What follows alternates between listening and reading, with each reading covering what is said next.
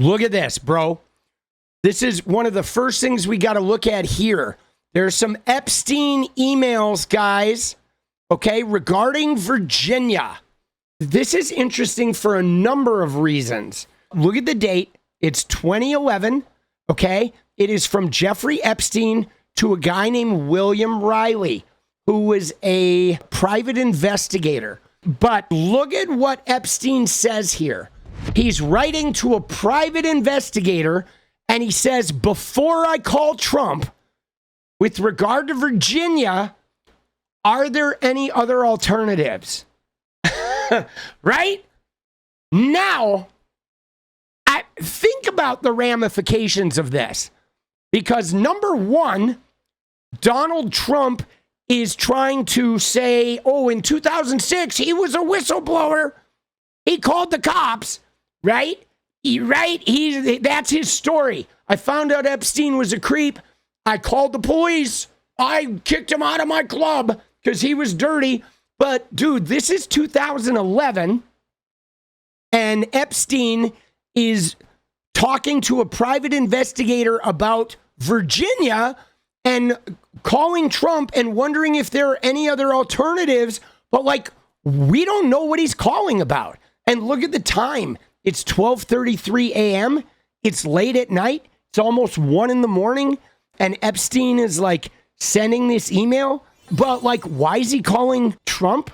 Why is Trump involved in this? What is this connection? And why is it 5 years after Trump supposedly had nothing to do with Epstein that Epstein is still talking to Trump? This is an oldie but goodie, okay? But let's put this on the timeline of the Trump-Virginia thing. It's kind of hard to hear, but the reporter's question was, were some of the girls Epstein took from Mar-a-Lago? You said Epstein had stolen some of your workers. Were some of them young women? Were some of them young women? Well, I don't want to say, but everyone knows the people that were taken. And it was the concept of taking people that work for me is bad. But that story's been pretty well out there. And the answer is yes, they were. Yes, they were. Young Yeah. women. What did they do? In the spa. Jobs. In the spa. Yeah, it's people that work in the spa. I have a great spa, one of the best spas in the world at Mar-a-Lago. And people were taken out of the spa, hired by him. In other words, gone. And other people would come and complain, this guy is taking people from the spa. I didn't know that. And then when I heard about it, I told him, I said, listen, we don't want you taking our people, whether it was spa or not spa. I don't want him taking people. And he was fine, and then not too long after that, he did it again, and I said, out of here. Mr. President, did one of those stolen, persons, that include Virginia Giuffre? I don't know. I think she worked at the spa. I think so. I think that was one of the people. Yeah. He stole her. And by the way, she had no complaints about us, as you know. None whatsoever. All right, now he's covering his ass, but here's the situation of this email, because there is a significant timeline issue that is starting to cave in on him. So what we have here is we have Donald Trump, this is last year, admitting that Jeffrey Epstein trafficked women, young women, out of Mar-a-Lago. Okay? That's what he admits. And he says, you know who they are, which means in the very beginning, he was referring to Virginia Giuffre. She is obviously the most well-known one. Now, the problem for him is he's trying to make it seem like, hey, when I found out he trafficked some girls from my spa, I was like, you got it. Don't do this. You're getting shit canned. I'm kicking you out. And now they're trying to spawn it into this tight little wrapped bow of a story where Trump went and called the police to, like, say, good job getting Epstein. He was real problematic in 2006 after Bradley Edwards was involved as the lawyer and the cops had already arrested Epstein, and then Trump comes in. He knows he's going to be investigated, so he decides to ward off the investigation by being a participating party. Hey, it's Mr. Trump. I heard you got him. Ghislaine's evil, blah, blah, blah, blah. Okay, but the problem is the timeline, okay? Because Virginia Giuffre got trafficked in 2000, okay? 2000. Donald Trump supposedly made that phone call to the police in 2006, okay? So there's 6 years in between Virginia being trafficked and him calling the police, and it's only after Epstein's been arrested. So that's number one, okay, is that 6-year span is a big problem for Trumpy. Now, the other problem is that Jeffrey Epstein paid off Virginia Giuffre's dad, okay? He paid him off. So Virginia Giuffre's dad knew she was trafficked. Now, another problem is that Virginia Giuffre's dad worked at Mar-a-Lago that entire time, okay? That's how Virginia got the job. Her dad was a groundskeeper. And Virginia and her dad and Donald Trump had spoken to one another. That's how she got the job. He knew who Virginia was. Here he's acting like, yeah, I think she was in the spa. He knew she was in the spa. He knew her dad. Her dad was like a long-running employee. And in fact, her dad was also an abuser, which means they probably really liked each other. Like, abusers have a way of just sort of recognizing the stench of each other. If you put two grapists in a room together, they will just get along magically. They can they find each other, dude. It's gross. And this right here, I don't know if you remember this article, because in 2003, they sent a spa worker to Epstein, even though it was well known that this guy was a creep. Trump was outsourcing spa workers to go massage Jeffrey at his house, even though he would expose himself to them. And so 3 years after Virginia gets trafficked, Mar-a-Lago was sending girls to Epstein's house. And one of them had a significant issue with this, even though it was well known. Yeah, he might, pull it out. Don't worry about it. He's just a creeper, right? Dude, I mean, Trump has a huge, this guy has a huge, huge timeline issue.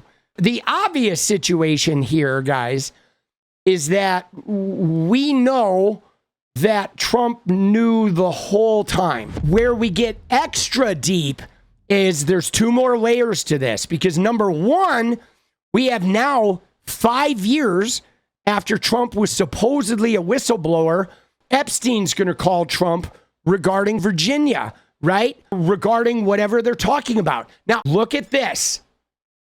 Look at the timing of this. Virginia Giuffre's first major media appearance, including the photograph of Prince Andrew, appeared on February 27th of 2011. So Virginia Giuffre told her story. She goes public with her story. The British tabloid about Prince Andrew gave them the photograph that ties her to Ghislaine and Epstein and how she was trafficked out of Mar-a-Lago. February 27th, 2011. Look at the date of this email. April 18th of 2011. So this is a month after, which means the reason why Epstein's talking to an investigator is after that article came out. Epstein hired William Riley, the private investigator, to look into Virginia, to character assassinate, to look for a way to distance himself from the story, to damage her, blah, blah, blah. But now he's before I call Trump regarding Virginia, are there other alternatives? So he's talking to Trump in 2011 about, are they getting their story straight? Is he discovering something that's going to be bad? I've got bad news for Trump. But obviously here, this is showing you that whatever went down with Virginia Giuffre in 2000, whatever was revealed in that Daily Mail article, After Epstein hires an investigator, he's now got to loop Trump in here, okay?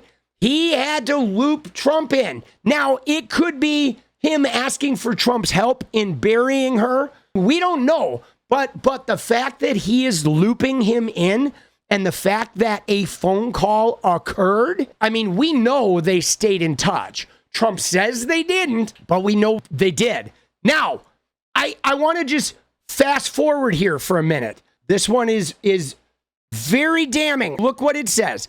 It says, come to visit the island, new administration people visiting. Okay? Come to visit the island, new administration people visiting. Okay? But look at the date. First off, it's from Jeffrey to Bill Gates. And look at the date. December 20th, 2016. So this email, 5 years after Epstein is talking to Trump about Virginia Giuffre and about that Daily Mail article, now Epstein is messaging Bill Gates to say, hey, bro, Trump had won the presidency. This is a month to the day before Trump is getting inaugurated. He says, come to the island. New administration people are visiting. At this point, you know Bannon is one of them, obviously, but like we don't know who else is the administration people. It's probably not Trump at this point. He's got to be super careful. But it is like Jeffrey saying, I still have some pull inside the administration. We know it was definitely Bannon. It could have been Roger Stone. It could have been, I don't know, Mike Flynn. It could have been somebody involved with Cambridge Analytica, Parscale, right? Remember this guy, Brad Parscale, the guy who was like their data manipulator? Parscale was mentioned. He was Trump's campaign manager in 2020, but he was also involved in Trump's data thing in 2016. He was the digital media director for 2016, okay? And then he became Trump's campaign manager later. So he was probably one of those guys, the digital media guy. Could have been Michael Cohen. Absolutely could have been Michael Cohen. We know through this email that even in 2016, Epstein was still inside the Trump White House. But so that, guys, is the timeline problem we have for Donald Trump. And then, you remember seeing this photo. This was 2001, okay? So Virginia Giuffre gets trafficked in 2000. In 2001, she's meeting Prince Andrew. She is at Naomi Campbell's birthday party, just a kid wearing her little outfit here. These end up on Getty Images, okay? 2005, Epstein gets arrested. 2006, Trump says, oh, you got him. Good. Colleen's evil. I didn't do anything. Right? 2011, she goes public. And now Epstein is talking to Trump. They're private investigating her, et cetera, et cetera, et cetera. And then, 2016, Epstein's like, hey, Bill Gates, let's go talk to people of the new administration. And yeah, you can see her. She's like, what is this girl? Like, what's this girl doing here at my party, bro? Right? You know what I mean? It's pretty wild. So dude, Trump has a huge timeline problem here. And here's what's crazy though, guys, is this is all happening after they were friends. So Trump was friends with Epstein from the 80s. I don't know when they first met. It was in the mid 80s, early to mid 80s. Epstein was in New York. He was had moved from the Dalton School to Bear Stearns. He started working for Les Wexner, and he was in the center of the finance bros in New York City. And Trump knew Epstein early on and knew Ghislaine Maxwell. This was before Robert Maxwell died. Trump knew Robert Maxwell had been on the yacht, Lady Ghislaine, Trump was totally in that set of people. Then what ended up happening was Trump and Ivana break up, and then Trump and Epstein became besties in the 90s. This was when Ghislaine was dating Jeffrey Epstein. And this was all through the 90s. And 96 is when Maria Farmer calls the FBI about Epstein and Trump. And then Trump had his modeling agency at the end of the 90s, right? Trump Models. So then they were doing the modeling agency. I mean, they were all friends with John Casablancas, who owned Elite Models, which was like the biggest modeling agency in New York. Okay, there was Ford Models. There were a whole bunch of modeling agencies. Then in the 2000s, Epstein and Jean-Luc Brunel started their own modeling agency. So all of this with Virginia Giuffre, all of this happened like after he was friends. Okay, he was like friends and very close to Jeffrey, but then they kind of like became a little bit distant, I think, when they trafficked Virginia. Like, Trump didn't stop, hanging out with him or anything. He didn't stop, like, knowing him. But I think Trump started getting, like, gun shy, because at that time he had the private club and he was like, he couldn't disappear, right? Like, Trump was becoming a figure in Palm Beach with the club. And once he's trafficked out of Mar-a-Lago, I think Trump had to sort of like distance a little bit, because that's the kind of shit that would get Trump arrested. And then eventually they had the falling out over the business deal, and, their relationship soured. Epstein wanted to report Trump for money laundering and yada, yada, yada. But man, dude, this shit is crazy. Again, Trump is like right in the fucking center of this, guys. He is the central figure and everybody's revolving around him. And again, there was another David Schuster tweet today, guys. Let me just pull this up because I think this is important. Before the discharge petition, David Schuster wrote a tweet that said, House GOP members had already heard from FBI and DOJ, like whistleblowers, that the shit in these files are like worse than you can imagine. Okay? It's like even worse than the Michael Wolff photos. And that the people in the GOP were all getting spooked.